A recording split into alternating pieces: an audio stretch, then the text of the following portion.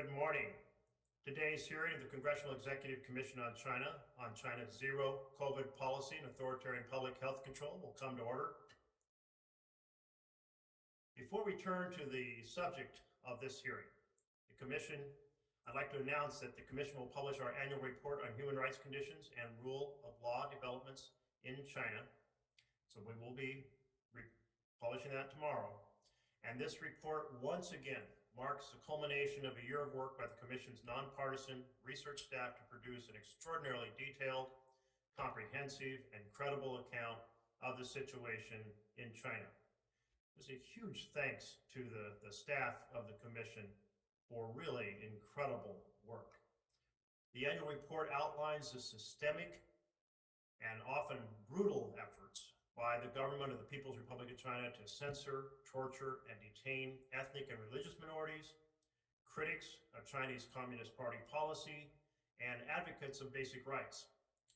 This past year, transnational repression has been a particular concern for this commission, and the report details the tools used by Chinese authorities to reach into other countries, to silence critics, to enhance control over diaspora communities, to conduct surveillance, and to force the repatriation of their targets. Within China, the report documents evidence that top leaders directed the genocide in the Xinjiang Uyghur Autonomous Region, including policies of forced labor, sexual violence, and family separation.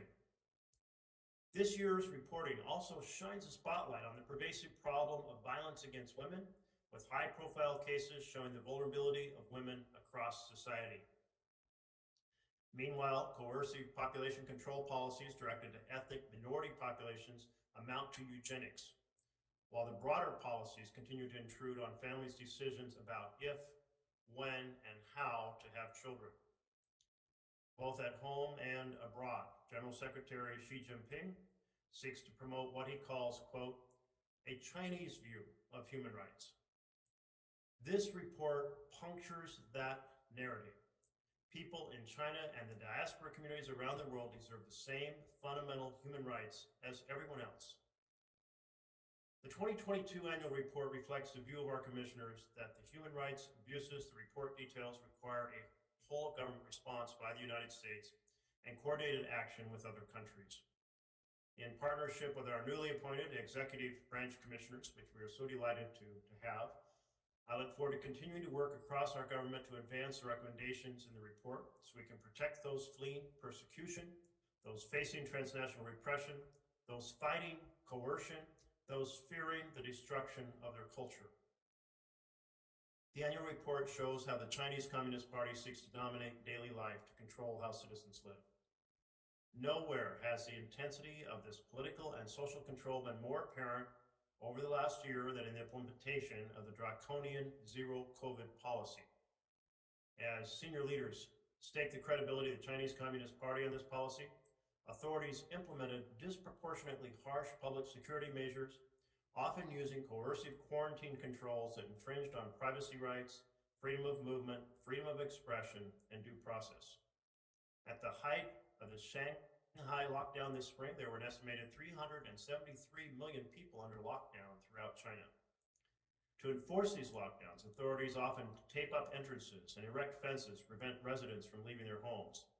They sweep up residents of entire buildings for mandatory quarantine in makeshift facilities. They marshal the full power of the surveillance state to monitor and often control people's movements and health. They aggressively censor and detain critics of the policy, and they leave vulnerable populations unable to access medical care for other conditions.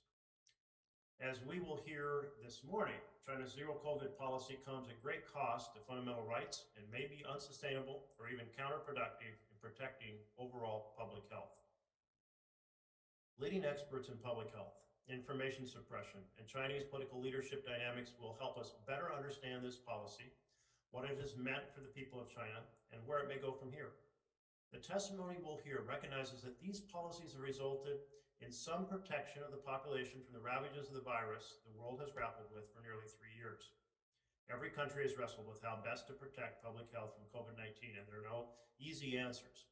But we'll have an obligation, we all have an obligation, to protect basic rights, and this hearing will help us understand a policy so central to what it means to live in China today. I'll now recognize Congressman McGovern for opening remarks. Well, thank you, Mr. Chairman. Thank you for convening this hearing on China's zero COVID policy and its implication for human rights. I joined the chair in welcoming the announcement that the Commission's 2022 annual report will be published tomorrow. I encourage everyone to read it on our website. It is once again a well-organized and well-sourced accounting of the Chinese government's failures to meet its obligations under international human rights law. The report is the product of countless hours of diligent work by our research staff.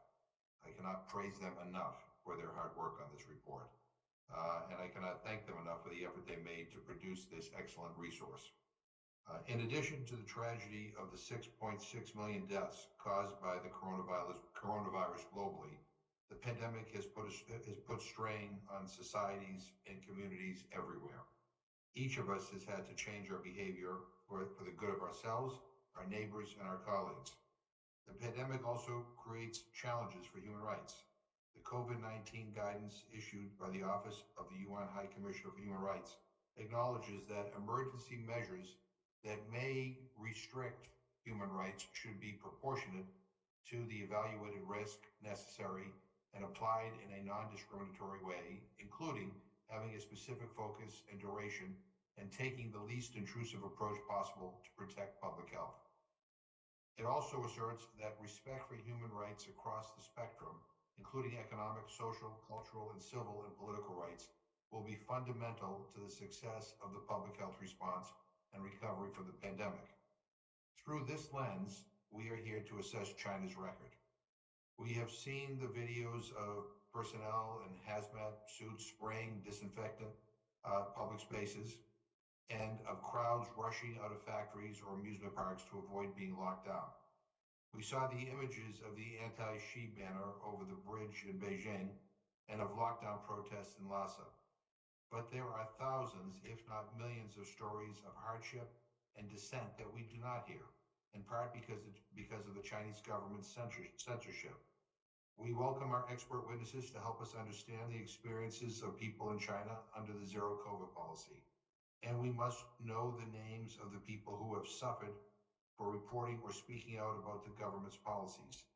These include Zhang Zan and Huang, citizen journalists detained in early 2020 in connection with their efforts to document the COVID-19 outbreak in Wuhan. Xu Zhaiyang, a civil society advocate arrested and tried for criticizing Xi Jinping's handling of the pandemic, and Xu Zhangrun, a professor who was fired and had his pension suspended for writing about the failures of the government's response. Lastly, I note that the Chinese government's zero COVID policy has created food shortages. OHCHR's COVID-19 guidance notes that the pandemic has exacerbated food insecurity and urges governments to take urgent steps to meet the population's dietary needs. We have seen evidence that the lockdowns and draconian restrictions have limited access to food. The banner on the Beijing bridge read in part, "We want to eat." China is a state party to the International Covenant on Economic, Social, and Cultural Rights, which means it formally recognizes the fundamental human right to be free of hunger. The Chinese government is obligated as a matter of human rights to ensure that its pandemic response does not punish people into food insecurity. Again, thank you, Mr. Chairman. I look forward to gaining a greater understanding of the situation from our witnesses, as well as recommendations for how the United States should respond. Thank you very much, Congressman McGovern. And Congressman Smith, are you with us, and did you want to make opening remarks? Okay, he is not on, so we're going to go ahead, and I'm going to introduce our panel. Huang is a senior fellow for global health at the Council on Foreign Relations and a professor and director of global health studies at Seton Hall University School of Diplomacy and International Relations. He is the founding editor of Global Health Governance, the scholarly journal for the new health security paradigm, and has written extensively on the COVID-19 pandemic and Chinese public health developments of the last 20 years. Sarah Cook is Research Director for China, Hong Kong, and Taiwan at Freedom House. She has published multiple reports on China's media influence operations and directs the China Media Bulletin, a monthly digest in English and in Chinese on media freedom developments in China. She managed and wrote sections for Freedom House's recent report titled Beijing's Global Media Influence, Authoritarian Expansion, and the Power of Democratic Resilience. Rory Truax is an assistant professor of politics and international affairs at Princeton University. His research focuses on Chinese politics and authoritarian systems. His current projects explore how Chinese citizens evaluate their political system, the relationship between media bias and credibility in non-democracies, and patterns in dissident behavior and punishment. In 2021, he received the President's Award for Distinguished Teaching, the highest teaching honor at Princeton. Thank you all for joining us for this hearing. And without objection, your full written statements will be entered into the record. And we ask that you keep your oral remarks to about 5 minutes. And we'll start with Dr. Huang. Well, thank you, Senator Merkley, Congressman McGowan, and members of the commission. I'm honored to be invited to testify at this hearing on China's zero COVID policy and authoritarian public health control. In the written testimony, I made the 3 arguments on the human rights dilemmas of zero COVID in China. The first is that zero COVID, despite that its seemingly chaotic pursuit of a COVID-free society, it indeed shields most of the population from the virus. With nearly 20% of the world's population, China has recorded only 1.1 million cases. That accounts for 1.1% of the total COVID cases worldwide. And it registered about 5,000 COVID deaths. That is only actually less than 0.5% of the US mortality level. So that extremely low levels of infection and mortality appeal to evince the government's people first and life first approach in COVID prevention and control.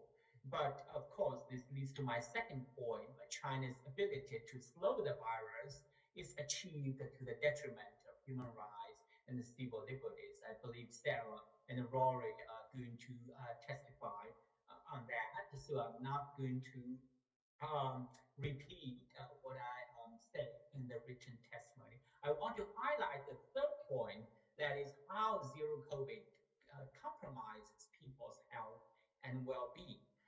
This prolonged and stringent implementation of zero COVID nationwide has essentially created other second-order problems, especially by those lockdown measures impede access to food, healthcare, and other basic necessities.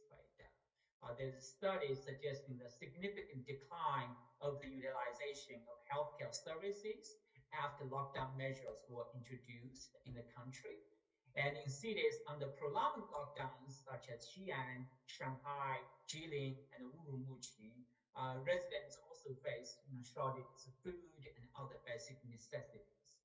By shielding the population from COVID-19, zero COVID also has the unintended effect of sustaining the immunity gap between China and the rest of the world.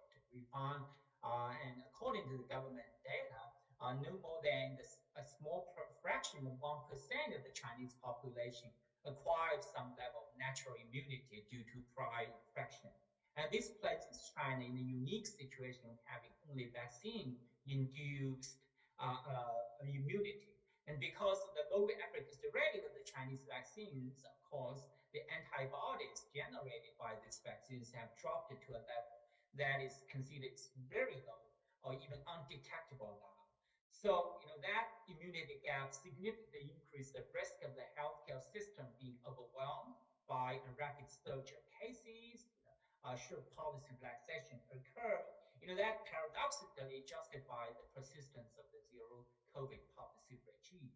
And in the meantime, the single-minded pursuit of COVID prevention control also means that other major public health challenges receive less attention that very likely increase the overall disease burden in China. It is clear that the prolonged and stringent school closures and stay-at-home orders, in combination with the fear about COVID-19, have aggravated a mental health crisis in the country. In addition, by discouraging and even denying people from accessing food, medicine, and care for other illnesses, the policy is expected to contribute to a growing non-communicable disease burden, including diabetes, heart attacks, stroke, and cancer, which are the leading killers in the country. According to the Dean of the School of Social Sciences at Tsinghua University, diabetes deaths have increased by 80% in the country. He also suggested that the harm to health caused by COVID-19 has been overshadowed by the second-order disasters associated with the stringent COVID control measures in China. So to quickly wrap up, I think this testimony, I want to acknowledge these huge efforts and achievements of China in shielding its 1.4 billion people from COVID-19 and the widespread encroachment on privacy and civil liberties in the country. In the meantime, it also suggested that the proclaim the people first and life first approach in combating COVID-19 should be evaluated in light of the lack of commitment to addressing other major public health challenges in the country. So moving away from zero COVID is the only wise approach to transcend this human rights dilemma. And for the sake of time, I know you will ask questions about policy recommendations. I will leave that due to the Q&A. Thank you.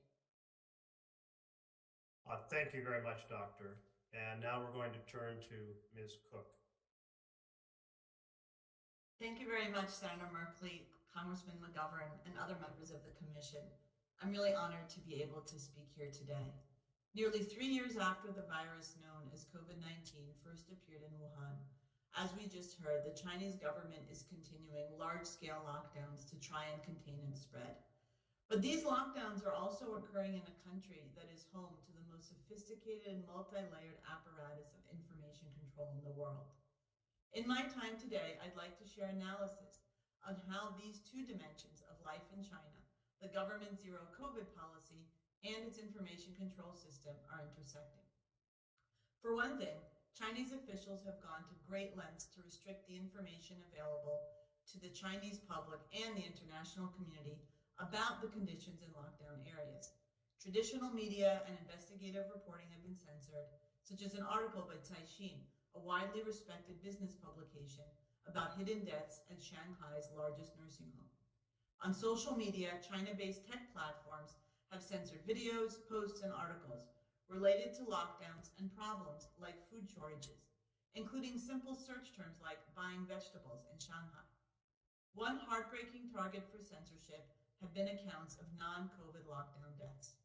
Examples of seemingly preventable deaths due to lockdown measures rather than the disease itself include late-term miscarriages, a pregnant woman denied hospital entry, a 3-year-old boy dying from carbon monoxide poisoning, and a bus crash en route to a centralized quarantine center. These cases have been posted online and sparked public outcries, but were then censored themselves. Posts about COVID-19 lockdowns in ethnic minority regions like Xinjiang and Tibet, where reports of starvation have emerged, have been subject to censorship and other forms of manipulation. Directives were issued to, quote, internet commentary personnel in early September to engage in content flooding efforts on Weibo, aimed at drowning out posts about the lockdown in Xinjiang with lifestyle and cooking posts, while the platform deprioritized hashtags on Tibet. And of course, the Chinese security services have also detained and prosecuted outspoken citizens. In September, Xinjiang police reportedly detained 4 Han Chinese internet users accused of, quote, spreading rumors, and over 600 residents who defied lockdown orders to protest the lack of food. Long-term democracy advocate Bo Chuan was tried last September for inciting subversion after he published articles criticizing the government's response to the pandemic. And in January, citizen journalist and Falun Gong practitioner Xu Na was sentenced to 8 years in prison for sending photos about restrictions in Beijing to an overseas Chinese language website, one of the longest known sentences to date for sharing COVID-19 related information. The extended lockdowns in Shanghai and other cities have prompted more experts within China, including top medical professionals, law professors, and financial analysts, to raise objections to the human and economic costs of the government's zero COVID policy, with some calling on their leaders to consider less rigid alternatives. But they too have encountered censorship. Nevertheless, there are cracks in Beijing's information controls. The fact that I'm able to put this testimony together with detailed examples demonstrates that the information the Communist Party would prefer disappear still circulates inside and outside China, often thanks to ordinary Chinese citizens and at great sacrifice. During the Shanghai lockdown, Chinese users went to extraordinary lengths to circumvent censorship, keep content online, and find avenues for freer expression. Various initiatives have also kept deleted content alive outside the Great Firewall. Resentment related to lockdowns has also translated into real-world protests. A new Freedom House project, the China Dissent Monitor, documented 40 cases of Chinese citizens protesting COVID-19 restrictions since June. They include protests with hundreds of participants, not only in Shanghai, but also in Hebei, Liaoning, and Jiangsu provinces, and online hashtag movements featuring hundreds of thousands of posts. At least some of these outcries have yielded results at the local level, including policy adjustments or official accountability. In 9 of the 40 China Dissent Monitor cases mentioned, some form of concession was documented, such as local officials lifting burdensome travel restrictions on commuters. Looking ahead, however, it remains highly uncertain how much such pressures will trickle up to a nationwide change in policy. All the while, the censorship apparatus evolves and expands. My written testimony includes several recommendations, but to conclude my oral testimony, I just want to reiterate the importance of raising the names of imprisoned free expression activists in meetings with Chinese counterparts, and to recognize 3 of the individuals that Congressman McGovern also mentioned, who are facing perilous legal and health conditions in custody after being jailed for reporting on commentary related to COVID-19. Zhang Zhan, a female citizen journalist who's serving a 4-year prison sentence. Fang Bin, a vlogger from the first days of the pandemic in Wuhan. Fang is also a Falun Gong believer and was tortured during previous imprisonment. And Xu Zhiyong, a prominent rights lawyer and democracy advocate who has suffered years of reprisals and abuse due to his activism. He was tried just a few months ago, but his sentence has yet to be announced. All 3 are courageous individuals and symbolic figures for the broader array of Chinese citizens yearning for greater free expression and government accountability. Any lenience shown to them, thanks to international pressure, will have wider-ranging repercussions. Thank you very much.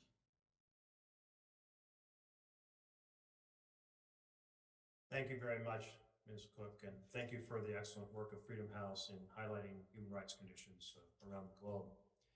And now we're going to turn to Dr. Truax. Welcome.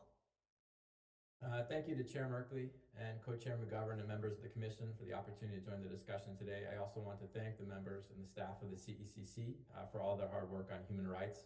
I personally have benefited from the political prisoner database. I use that in my own research, and it's been very helpful for our field in understanding the nature of human rights abuses in China today. So I wanted to focus my remarks on sort of the political side of the story and try to understand the main factors that underlie the policy and why dynamic zero COVID has persisted as long as it has. So I would say the first reason has to do with what we would call performance-based legitimacy. And it's important to remember, as Dr. Huang sort of alluded to, that China's COVID story has distinct chapters, and many of them have been very positive, actually, for public perceptions of the CCP. After bungling the initial outbreak in December and January, the Chinese government did manage to bring COVID under control by March. Concurrently, Western governments, and notably the United States, failed to contain the virus and saw widespread casualties. This fact was repeatedly highlighted by the Chinese government. And in that period, China's zero COVID policy was viewed as a resounding success, both at home and abroad. And studies suggest the CCP experienced a tangible boost in regime support during that time. This support might be waning in recent months due to the human cost of zero COVID quarantines and lockdowns, as Ms. Cook alluded to. But is it also important to remember that in general, Chinese citizens seem to support the political system, Other data we have also shows that Chinese citizens appear willing to tolerate intrusions into their personal privacy and civil liberties in the name of preserving social order. So even today, we would be wrong to assume that zero COVID has no support in Chinese society. In fact, the opposite may well be true, as uncomfortable as that is for us. The second key dynamic here is that zero COVID should be understood as a political campaign. This is a style of governance that was more common, of course, in the Mao era, but has seen a resurgence under a different form under Xi Jinping. In a campaign, the core leader announces a vague, ambitious policy goal, and lower-level officials are left to fill in the blanks and implement policies to achieve the goal as best they can.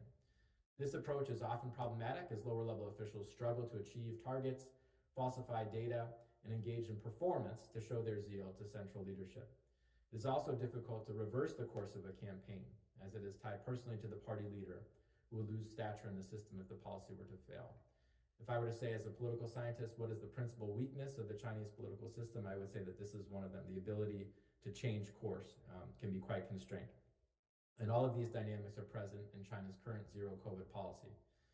I would also emphasize that the new CCP leadership lineup announced at the 20th Party Congress privileged Xi loyalists that faithfully implemented zero COVID, namely Li Qiang, who's the party secretary of Shanghai, and Cai Qi, who's the party secretary of Beijing. Li Qiang is now the second-ranked CCP member and is slated to take over the office of premier.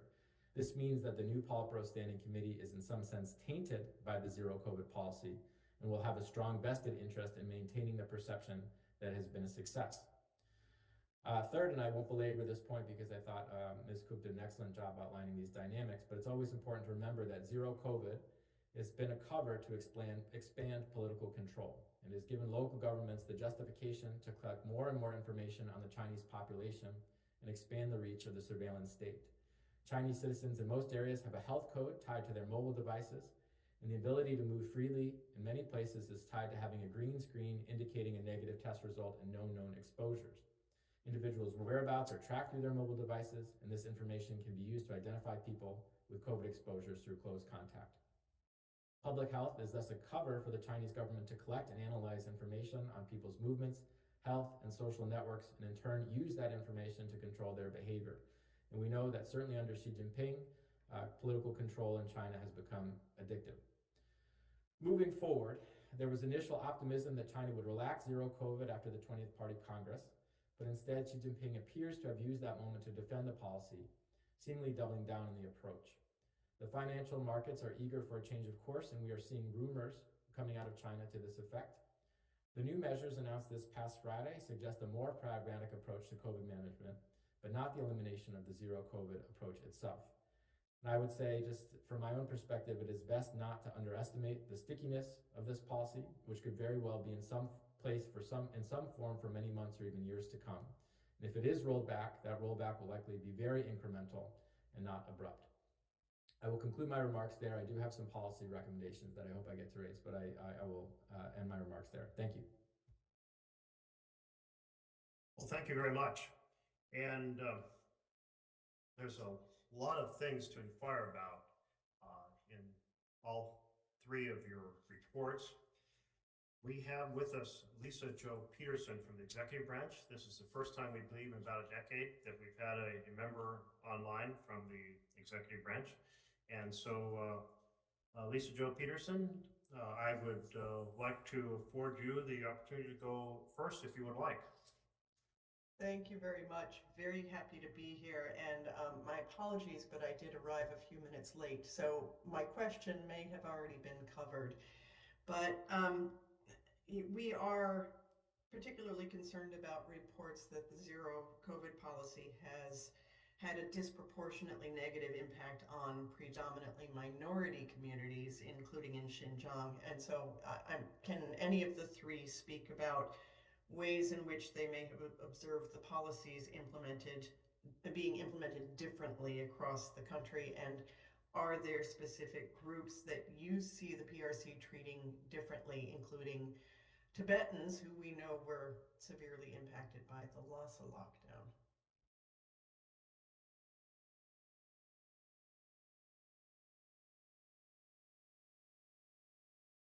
Well, I could talk about this impact of the policy, how it could vary across population groups. But I don't really know much about Xinjiang, but I know that the migrant workers, which we know approximately close to actually 300 million in China, low-income households, small businesses are particularly hit hard by zero COVID, the lockdown measures. Uh, according to and also it varies across these groups with different disease. There's a nationwide survey suggesting that 60% of the diabetes patients experienced food or medication shortages during the quarantine period in 2020 in China. We know that China has the world's largest diabetes population. It's like 116 million adults. That is again, this is how this implementation of zero COVID actually exacerbated the problem of inequality. And more recently, the Ministry of Civil Affairs, they have issued a notice to provide one-time funding to those migrant workers who lost their jobs because of the COVID control measures, and the college graduates who have difficulties to find jobs. I can speak a little bit to some of the minority communities. I mean, I think what you see is, some of the same lockdown measures, and I haven't looked specifically at particular announcements, being imposed in Xinjiang and Tibet. I think what happens there, though, is in general, the governance is so much harsher and the incentives are so much stronger, I think, per some of the points that Professor Truax made, to not allow any wiggle room for anything. And so the role of the security state becomes stronger. The tolerance, as brutal as the Chinese security apparatus is throughout China, again, there's just so much more practice and tolerance of harsh measures in these regions, as well as tighter censorship, that I think even if on paper it's the same policy, once it's implemented there, the more systemic disrespect for human rights becomes stronger. And then I think there's also the element of how much more dangerous any form of dissent is there, because there it's just crushed so harshly, any small thing. I think one thing that's interesting is that you do see not only the minority populations in those regions, but also the Han Chinese in those regions being detained for sharing information. And we've seen this in other cases. Han Chinese living in Urumqi writing about things happening in there and then being sentenced to long prison terms. So I think you do see it, affecting a wider range of residents.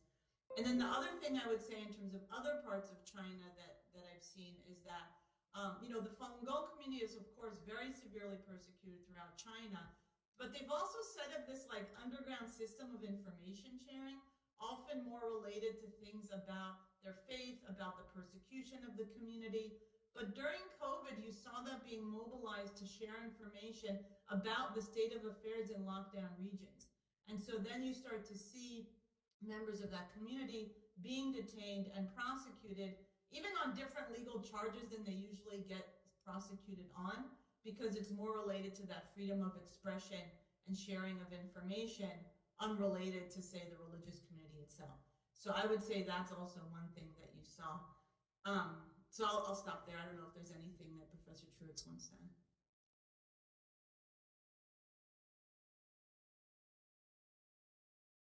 No, I don't have anything to add.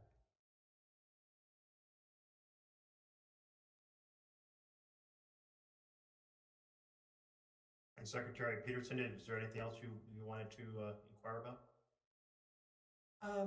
I wanted to follow up just a little bit on Professor Truax's comment about the political campaign and see if he could just dig in a little deeper on ways that the PRC is using disinformation and misinformation in this campaign, and using those tools to hinder international journalists or other concerned parties. I would say, so when we think of a campaign, at least in terms of studying the Chinese political system, we often think about the difficulties of information flow vertically. And so when Xi Jinping is announcing a war on COVID, Of course, local level officials are going to be incentivized to suppress data about COVID cases. And so I think we all acknowledge that the number of COVID deaths is underreported. The number of COVID cases is underreported. We don't quite know to what degree. So I think I actually would wonder what Dr. Huang has to say about that. But that's sort of a key dynamic in a campaign, is that people at lower levels in the system feel unwilling or unable to reveal bad information. I would also say that COVID itself has been another form of political cover for the Chinese government to make it difficult for foreigners to go to China. People like myself, I used to go to China every year. I haven't been in 3 years. And so basically the entire foreign academic, student, and journalistic communities are barely going to China at all. And we are trying to make conclusions about this country from Princeton, New Jersey, or New York, or wherever we are. And that has been a major issue. So in my policy recommendations, I do talk a lot about how we can potentially use this moment. We saw Biden and Xi have a meeting yesterday, potentially using this moment as a way to reopen people-to-people exchange. Getting Americans back in China, I think, will be critically important. Yeah, I have a quick follow-up Professor Truax comments. And I agree with that completely, but this lack of exchange during the COVID era, because of this restriction measures, actually contributing to the misinformation and disinformation efforts. That could happen on both sides. That, in terms of the origin of the virus, of the pandemic, in terms of the severity of the disease. So I would strongly recommend that we reach out to the Chinese side and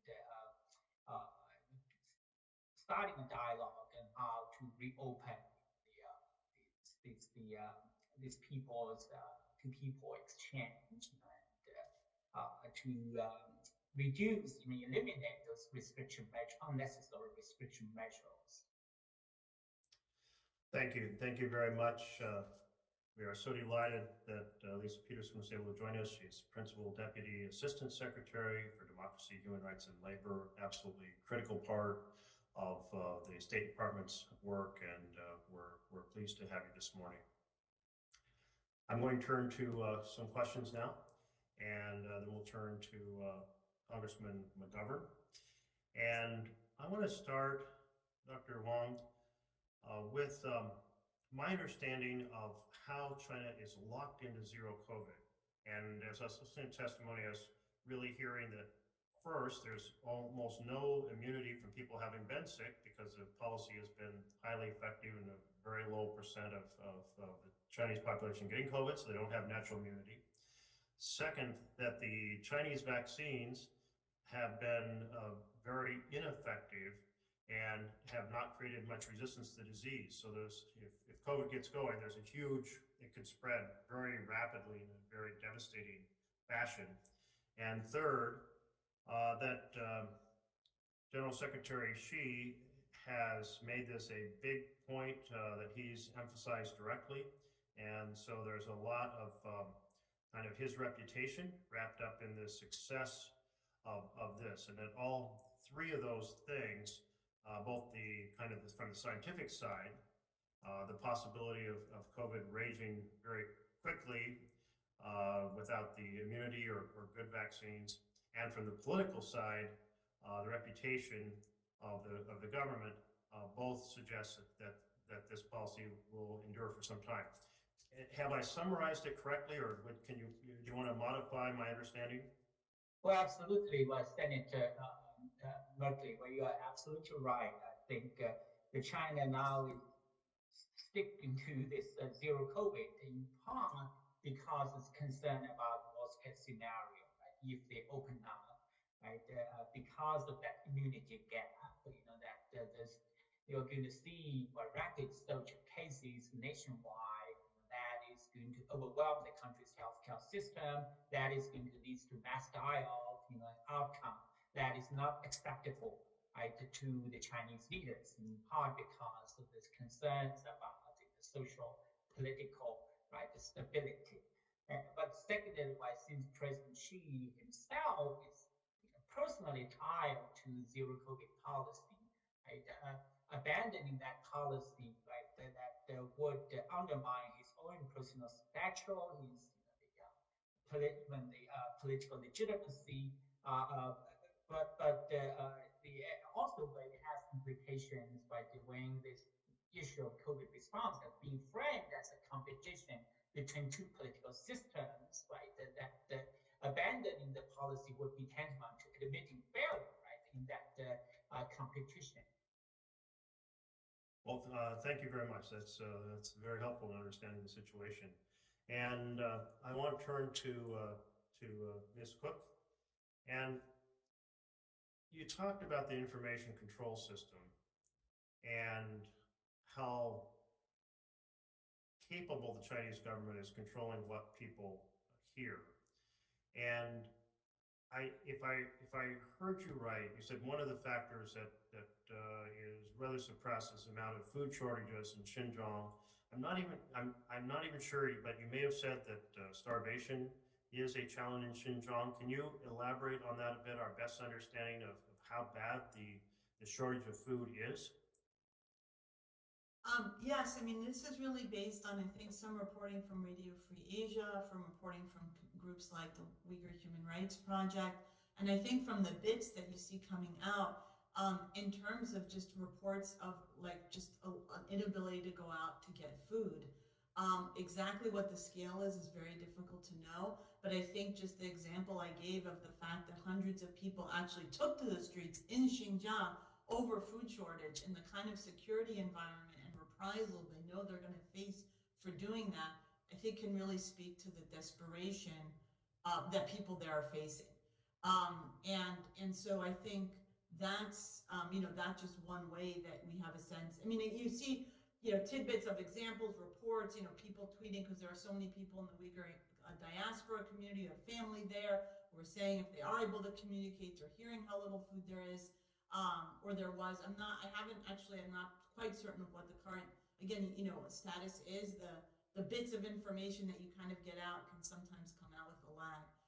But that's one thing that I would say there. It did sound like, again, because there's so little room to try to negotiate with local officials, that some of those resources that people in other parts of China have been able to do in order to get some leniency from local officials is just much more absent in Xinjiang. Thank you. If we have time for a second round of questions, I want to come back to several other things, including the use of content flooding that you discuss in your testimony to try to distract people from the challenges that are going on. And Dr. Truax, you noted that China has used their zero COVID as a cover for increasing surveillance and control, also to keep kind of foreigners out, including foreign scholars such as yourself, that you hadn't been able to go for 3 years. How has China handled the issue of returning Chinese students from overseas? So I would say, those students are subject to sort of the same quarantine measures as all other international visitors. And up until a few days ago, that was about 10 days, and at some times during the pandemic, even longer than that. And so that alone has presented a significant barrier to people. International flights during much of the pandemic were also prohibitively expensive. So just from my own anecdotal experience, I would say the sort of flow back of our Chinese students back to their home country has been slowed significantly by zero COVID. But I wouldn't say that population has been necessarily singled out or treated any differently than any other type of visitor. So are scholars able to go to China if they're willing to endure that 10-day quarantine? Yes, absolutely. Yeah. So, and we're starting to see that more and more. I would say some academics are beginning to go back to China and conduct research. The research climate in China has significantly worsened in the last few years. It's getting more and more difficult to do the type of field work that gives us the deep understanding of the political and social dynamics there. But yes, that people are starting to go back.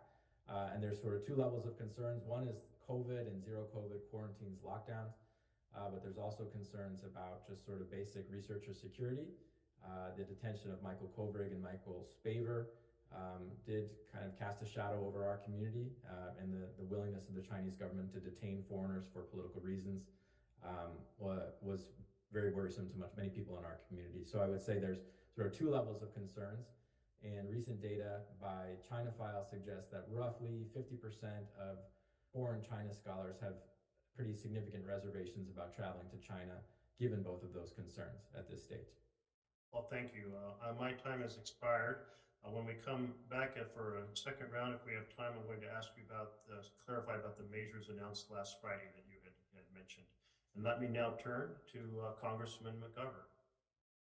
Thank you. You each speak to food shortages and inadequate medical care as a result of zero COVID restrictions.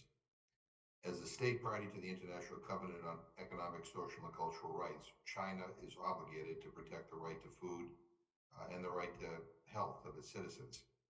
Dr. Huang, your testimony suggests that authorities have traded off the population's overall health status in order to achieve a low COVID infection rate.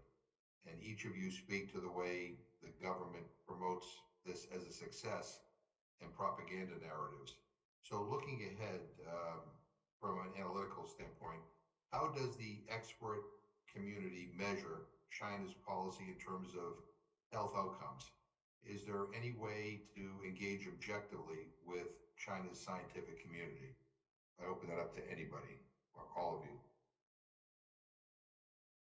Well, absolutely. I do believe that this actually highlighted the necessity for us to engage with the Chinese scientists, researchers, scholars, even the Chinese public health officials, having a dialogue, issues, public health, access, the improve the social and economic rights, I think unfortunately has been come to a halt, right, after 2018. And now I think it's time to resume that dialogue. And we could start from something, that is less politically sensitive, like issues like,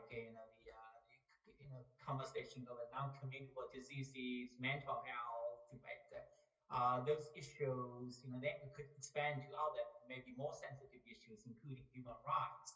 This is not going to prevent, or discourage the United States from responding, effectively to challenges in other fields, but will evince sincerity and commitment that the current overturn seems to be lacking, and giving China sort of a continued stake in the improvement of human rights in the country. Dr. Truax or Ms. Cook, do you have anything you want to add? I do not know. All right. Dr. Huang and Truax, Dr. Truax, China's refusal to accept foreign-made vaccines and rely on less effective domestic ones has put China's citizens in an immunity gap with the rest of the world. To what extent is this driven by the leadership wanting to be seen as resisting foreign influence as a core message? I mean, are we seeing a case where that message is counterproductive? I can offer an initial answer to that. I think there's a nationalism component here, of course, right?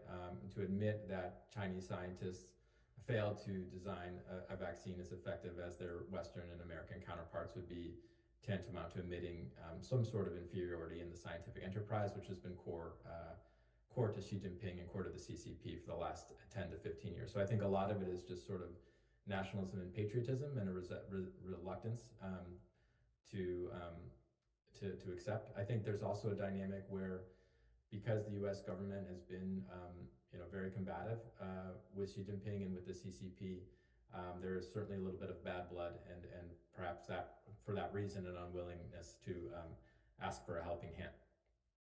Yeah. I would add that also that in addition to this technical nationalism, I think the zero COVID mentality also explain why China is reluctant to receive the U.S. the mRNA vaccines, because As we know, zero COVID, policy cannot tolerate any infections, right? But even the best vaccines, they cannot guarantee 100% protection, right? So, if right, the mRNA vaccines cannot protect 100% protection, and that makes the zero COVID policy more justifiable. Right? Those non-pharmaceutical measures, that they believe can shield the population, from the virus, and create a COVID-free society. Dr. Truax, did you want to add someone? Yes, I was just going to add, and this relates to what Professor Truax was saying about the political campaign nature of this and some of the way in which disinformation internally in China has been a part. So back in March, there was actually a campaign on Weibo to amplify a certain hashtag that made it sound like Moderna had actually been made the coronavirus. And it got like 1.86 billion views. So you have those kinds of narratives in addition to all of the disinformation related to conspiracy theories surrounded Fort Detrick. That again adds to this difficulty of reversing course. Because if you spread this, so I just wanted to mention that intersection as well. Thank you. Dr. Truax, you recommend reestablishing people-to-people exchanges and funding research and international education programs centered in China. We heard similar recommendations from witnesses at our April hearing on minority languages and the September hearing on religious freedom. This makes sense to me, but how do we promote such people-based engagements without falling victim to a stigmatization that engaging with anything Chinese is somehow subversive? I think this is about being realistic and valuing, just highlighting the value of people-to-people exchange. I think it's important for American national security to have Americans going to China, studying Chinese and learning about the country. And conversely, and this is perhaps more controversial to say, it is also in our interest to have Chinese citizens coming here, studying at our universities, perhaps assimilating and becoming part of our expert corps, as I believe Dr. Huang himself was formerly a Chinese citizen, is now our country's most renowned expert on COVID-19. So I would say we need to acknowledge the benefits of people-to-people exchange, and I know that's a difficult statement to make right now, given the security relationship, but I think it's critically important. And in terms of the Fulbright program, I mean, for me, these are easy wins for us. This is an important program. It's produced a lot of very important China experts over the years, and if we're looking for sort of ways to stabilize the U.S.-China relationship while still acknowledging strategic competition, these are sort of relatively straightforward measures that we can take that I think will be beneficial to both sides. Thank you very much. I think I'm out of time. I yield back. Thank you very much. And now we're going to turn to Congressman Hartzler.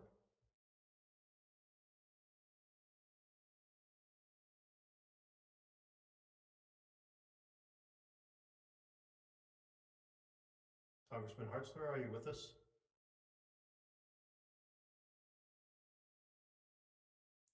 If not, then I believe that Congressman Steele is up next.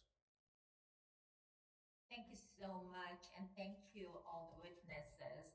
The CCP's zero COVID policy has caused endless lockdowns and human rights violations. Hospitals refused patients who had serious medical needs, and citizens could not leave their own homes. Yet the CCP continues to claim their policies are successful. That's not what we're seeing this. So to all the witnesses, question one is the CCP has a long history of suppressing its own people.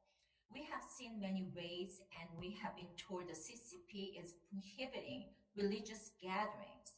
Is COVID being used to target posed threats by CCP? And how can we shed more light on these violations of basic human rights?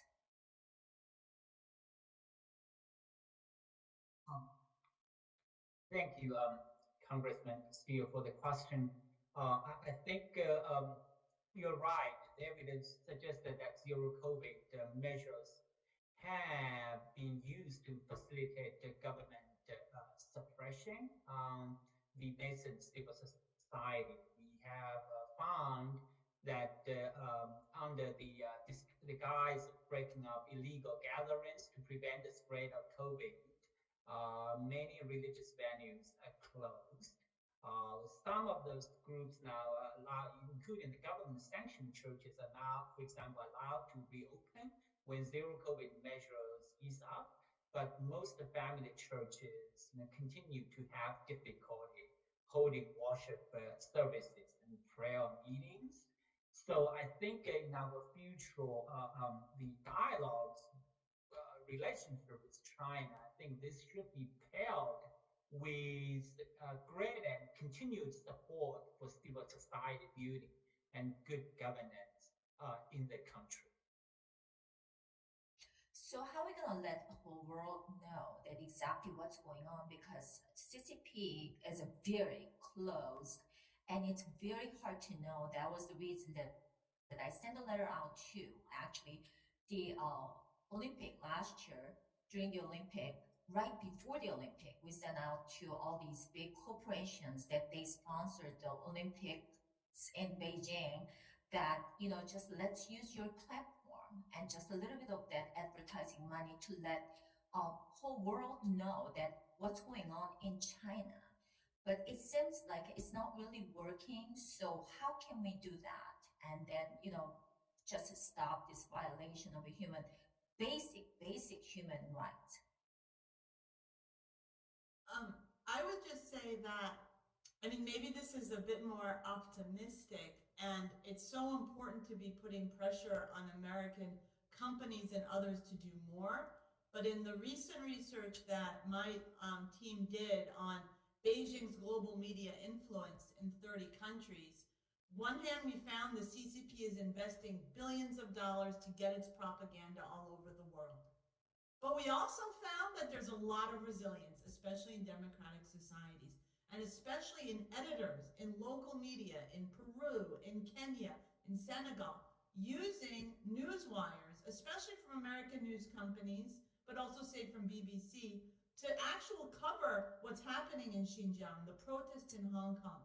And I think that's actually maybe seems like a small thing, but it really makes a difference. And when you look at public opinion sentiment, a lot of people around the world do see through some of the CCP propaganda. In the 30 countries we looked at, views of China and the Chinese government declined in 23 of them just in the last few years. So I actually feel like that's actually really different from just 5 or 10 years ago. I think there's a lot more that can be done to make sure that especially journalists in countries around the world have the resources, have the knowledge, have some of the language skills Rory talked about. Not only to report about what's happening in China, but the way in which corruption and things like that are happening in their own countries. But I actually it was a nice surprise to see that things are actually, the pushback also works, and it's really global. It's not just in the US or Australia. And I think that's one thing that I hope is helpful to keep in mind.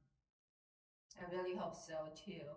And my second question is, we've been told that CCP is using COVID to increase their surveillance on its citizens now. We are moving from the gatherings to citizens. How concerned should we be about this, and how long-term ramifications could the citizens of China be under if the CCP continues this surveillance system? It seems like it's just amazing that they see who's moving to where to. Just cameras all over. So how are we going to do this? I can offer an initial answer to that question, which I appreciate. I would say, one of the things that I'm most concerned about is this move towards a state that has what we might call perfect information on its own citizens. So not only information about their social networks, their spending, their online speech, their whereabouts, and now their health and even DNA in some instances. And so it doesn't take a lot of imagination to understand why that's problematic in the hands of an authoritarian government. So I think we are headed in that direction of sort of an Orwellian panopticon, and I'm not someone who exaggerates a lot in this area, but I do think it's a very real concern. And the implication will be that political contention in China will become harder and harder for Chinese citizens. And so even protesting will become very difficult, let alone the sort of mass scale protest or revolution that could potentially spur political change. And so I think in some sense, we could say that the CCP is one of the most sophisticated repressive regimes in human history, and it will continue in that direction. You mentioned in your earlier question sort of what can be done. I think one of the most important things we can do as the US government or civil society, universities, is document what's happening, and document what's happening through Chinese voices, empowering Chinese voices of the dissident community, minority communities that have been oppressed.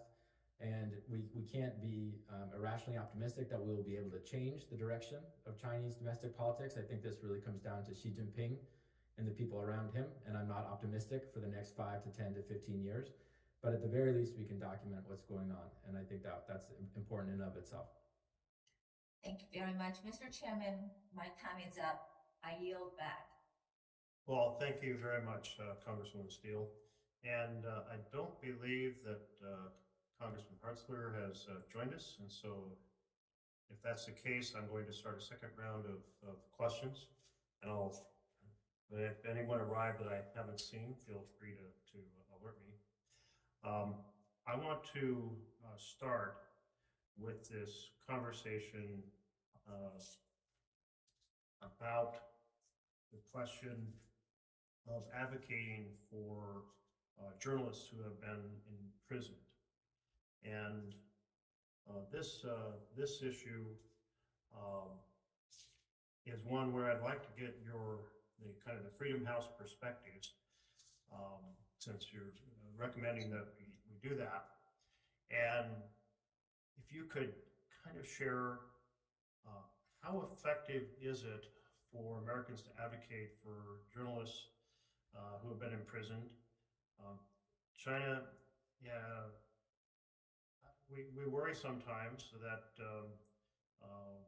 they may be kind of further mistreated for being associated with the West as we advocate for them, and or has it been effective? And I have this perspective that goes back to 2011 when a group of 10 senators went to China.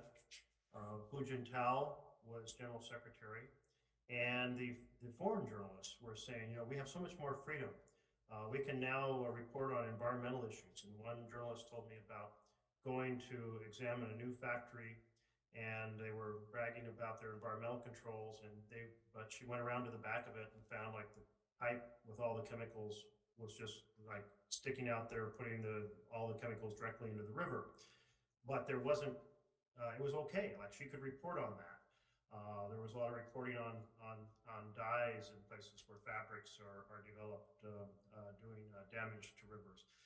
There was positive coverage of labor activists who were saying we need to improve the working conditions. And that all has changed with General Secretary Xi. And so just kind of your insights on the press and Xi's willingness to change how the press are treated, because I don't see that he has much willingness at all to change how the press are treated. And I'd love to hear a more positive interpretation. I absolutely agree with you. I think in terms of the top-down evaluation, also in terms of conditions for foreign correspondence. I mean, some of the restrictions that Professor Truax mentioned about scholars, I mean, talking to people who are foreign correspondents in China, COVID-19 has also affected how much they're able to get out of Shanghai or Beijing or come back if they're able to get out there. I think with regards to people who are already in custody, especially further along in the kind of prosecutorial, process, honestly, in most cases, with the exception of places where, family members have preferred to keep it quiet, but in those cases, you wouldn't see the kind of attention and documentation that some of the cases that I've mentioned or that in the political prisoner database of the commission, you wouldn't see that kind of attention. And so in most cases, once someone's going through that process, the international attention tends to help. It helps because even if they're not, it used to be that they could get released. That's much rarer now in China.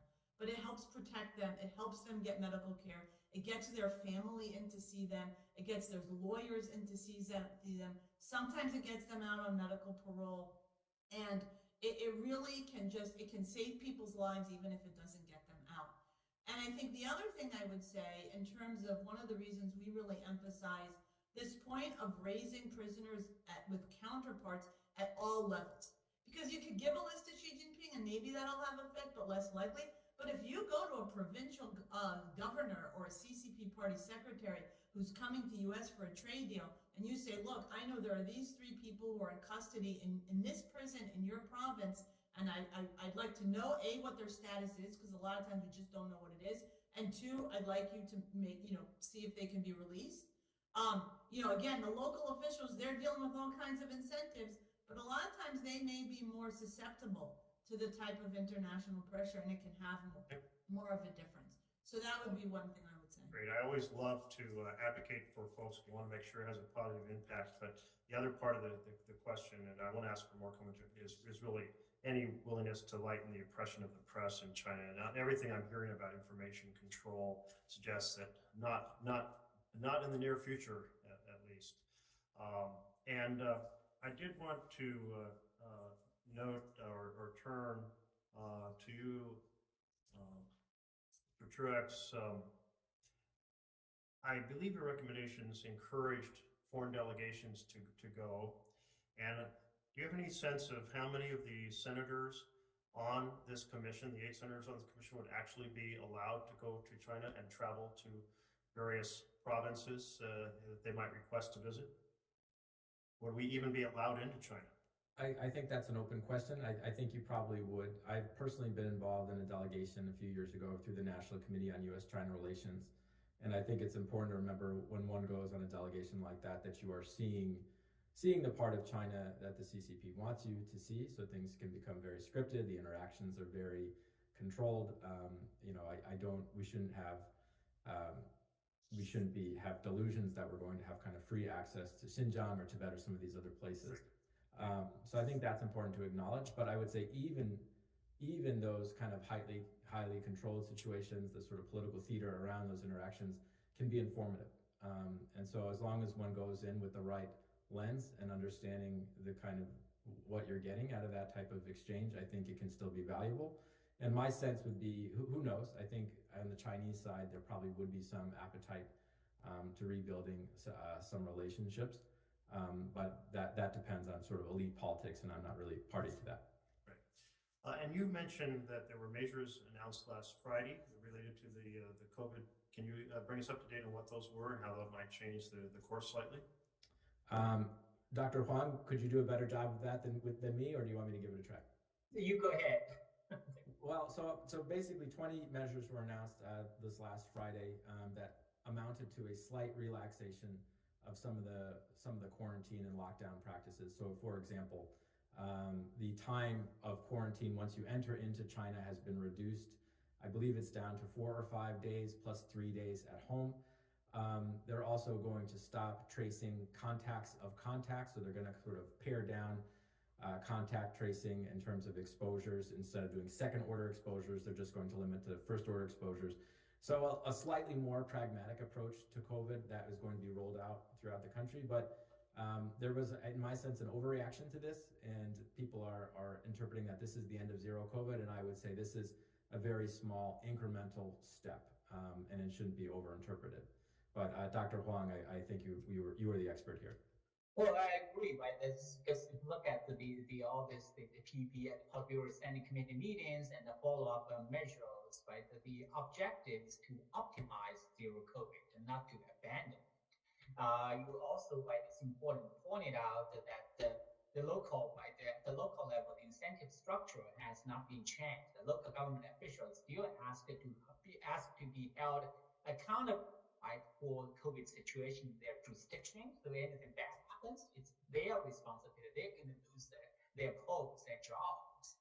But I also believe, right, that if we believe this, some real change happening, it may not come from the very top. It's very likely from the bottom up, when the local government officials, that have funding problems of sustaining the policy, and the local residents who are now so frustrated with the zero COVID, they might even collude, to push for some real change from the bottom.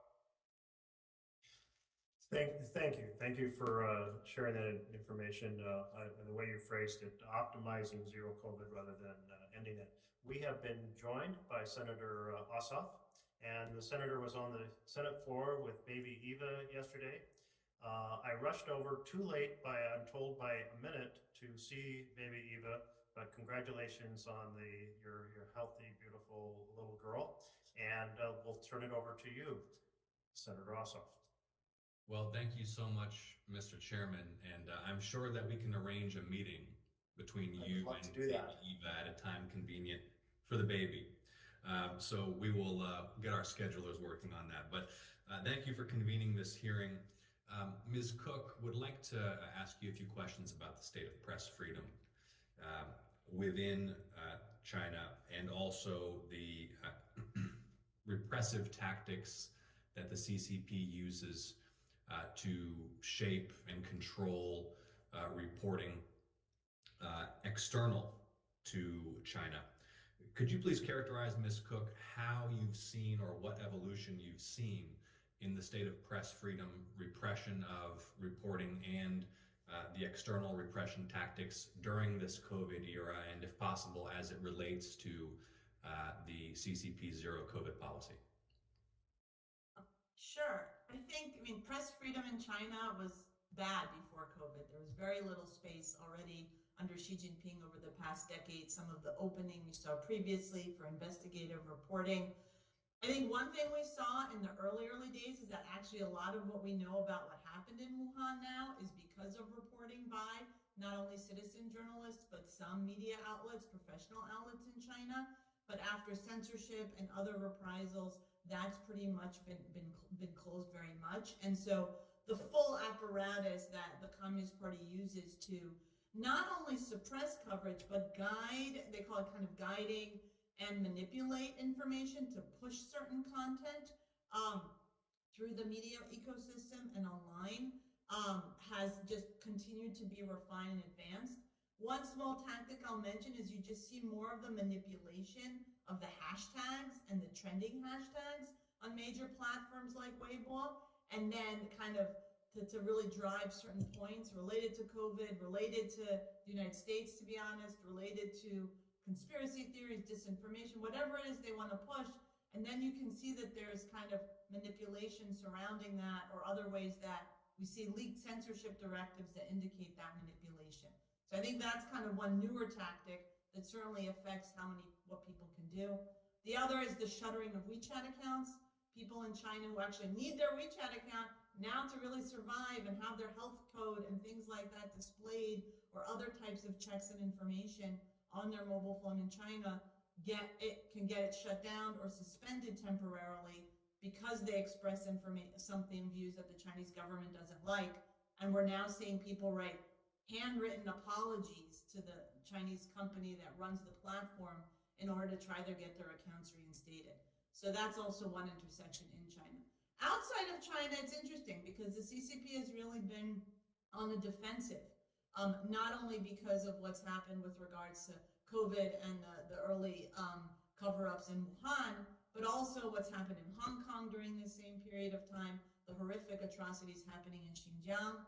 And so they've been trying to be more aggressive on the propaganda side, but also in terms of trying to suppress local coverage. And this latest report we did that was published in September, we did case studies in 30 countries. We found in 24 evidence of some kind of censorship being applied to China-related coverage. In about half, it was coming from a Chinese official or a Chinese diplomat. But in 17 of the countries, it was actually coming through a local actor. So you would see a local government official trying to suppress news coverage related to China, a local media owner telling reporters not to report about something, either related to something happening in China or some kind of local, activities, investments, Huawei, or things like that. So I think that's where you see the intersection between the broader investment that the Communist Party has made in political influence globally, starting to translate into the domestic incentives that certain actors have to either support propagandizing CCP talking points or suppress certain types of coverage. So I would say that was one notable finding that we came out of that research.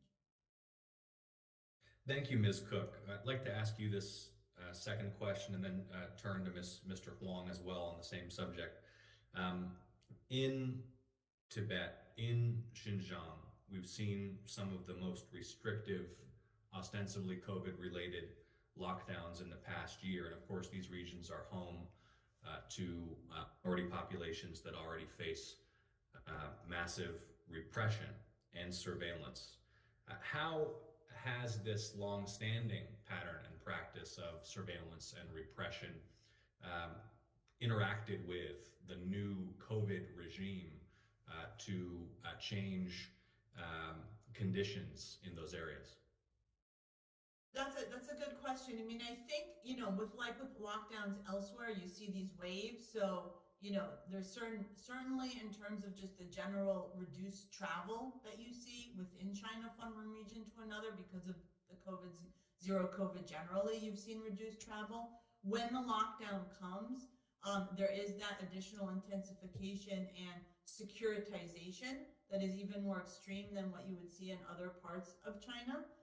And then I think that creates a situation in terms of also people being less inclined to dissent or to protest and gain concessions than what's possible in other parts of China. That bottom-up pressure creates even more severe conditions. So, for example, there was, one report that Radio Free Asia had about a single day in one region of Xinjiang and Gulja that has a long history of horrific suppression of the Uyghur community there, where there were 22 reported deaths unrelated to COVID, either because of other medical conditions or because of starvation.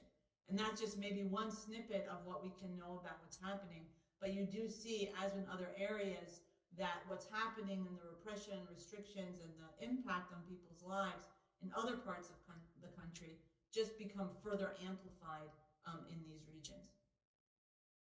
Thank you. Mr. Huang, I've got about 25 seconds remaining. Over to you on the same question, please. So, absolutely. I think when we talk about the implementation of zero COVID in China, I personally don't think they're, targeting a particular ethnic minority when they implementing the policy. I think about those draconian measures, right, that being more observed by some of those regions in China, more likely because the local governments are not so experienced in dealing with COVID, then the lack of state capacity also, right, that is basically drove them, to rely on this more heavy-handed measures, suppression of the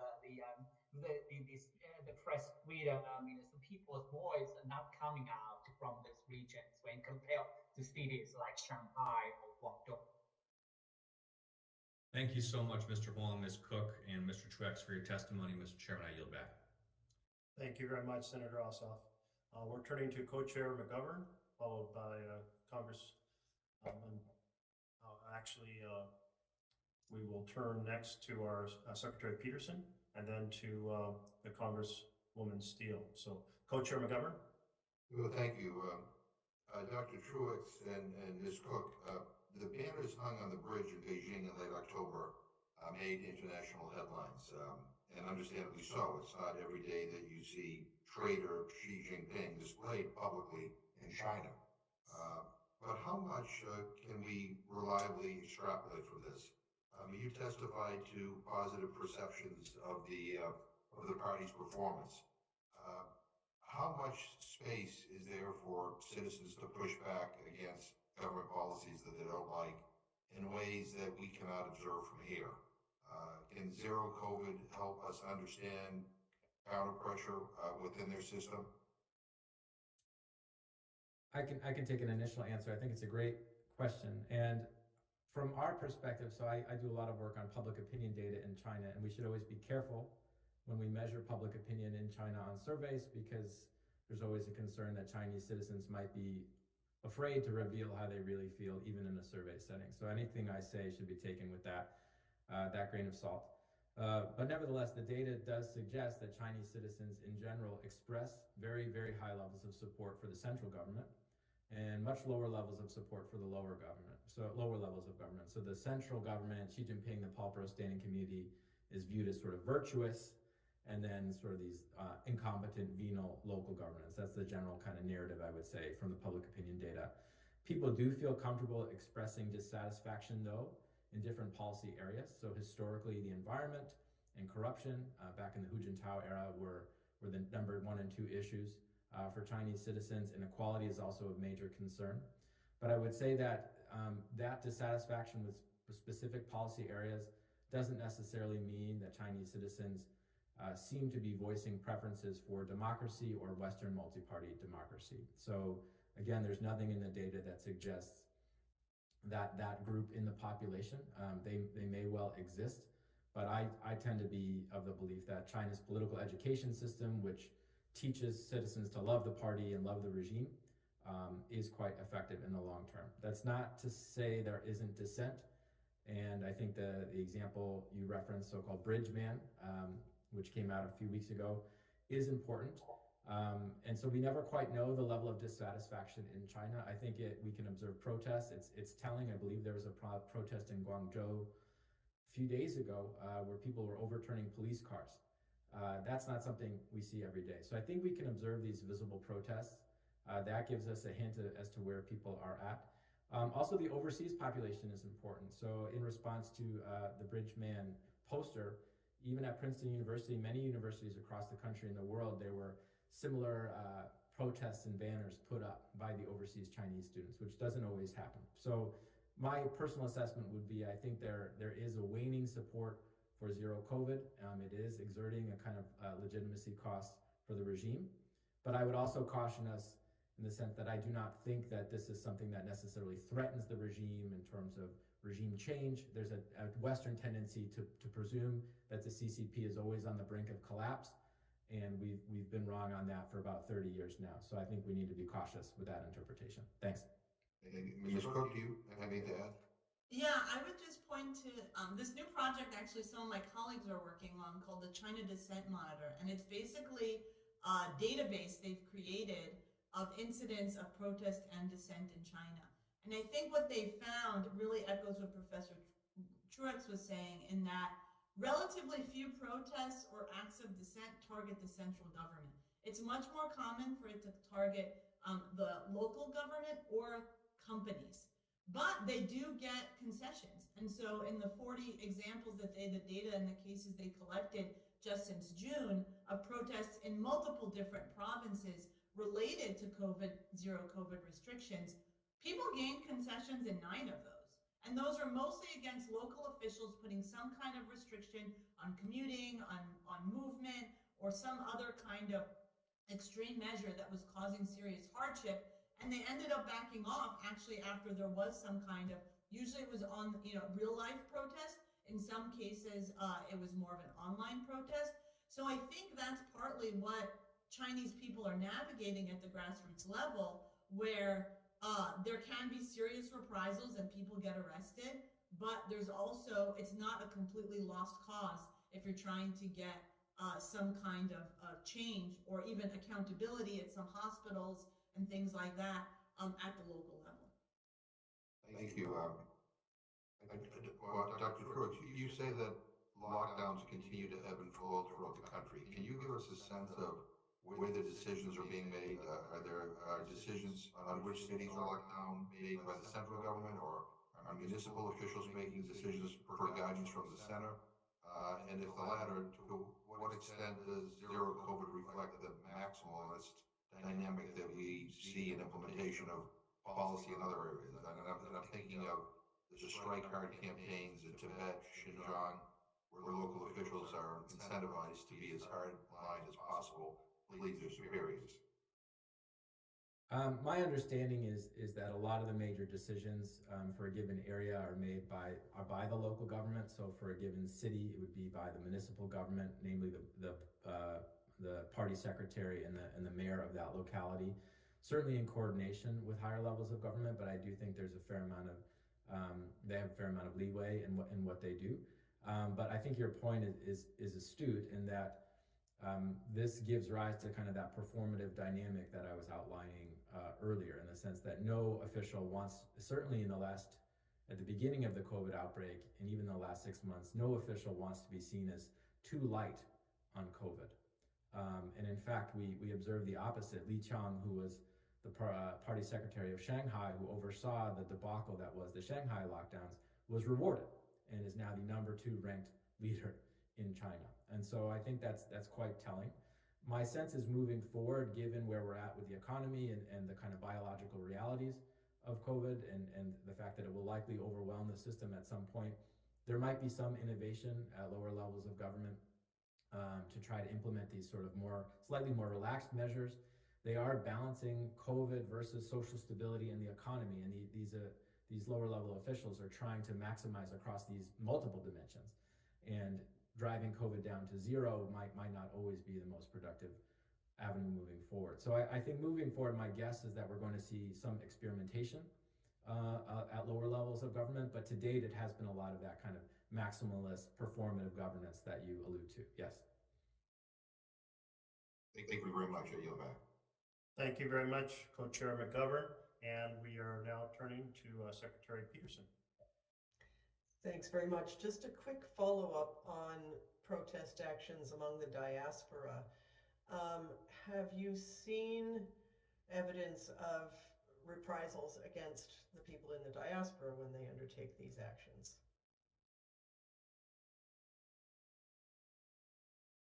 I personally have not to date. I think a lot of these actions are very anonymized. So what I'm observing on campuses across the country and the world is the placement of posters. And so those are usually done in the cover of night and they're done anonymously. So we aren't observing, at least I haven't seen much in the way of kind of mass protests by Chinese students or citizens against Xi Jinping or against zero COVID, which would lead to more direct reprisals. So I think it's the nature there. In our field, we talk about the repertoire of contention. So the way people protest and the way they voice their discontent is a function of the repressive environment. So I think overseas Chinese citizens are quite astute, and they know that this is the way to sort of make their voice heard and known in a relatively safe way. Thank you very much. I yield the remainder of my time. Thank you very much. Congresswoman Steele, who was with us, but I think may have just left. No, there we are. Representative Steele, are you still with us?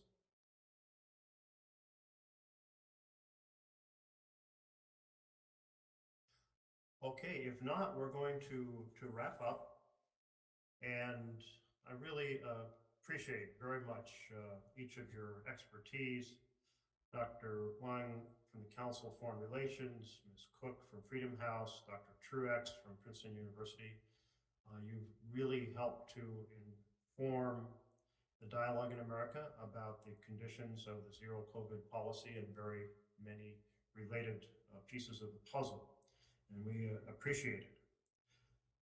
The record will remain open until the close of business on Friday, November 18th, for any items members would like to submit for the record or additional questions for our witnesses. And with that, our hearing is adjourned.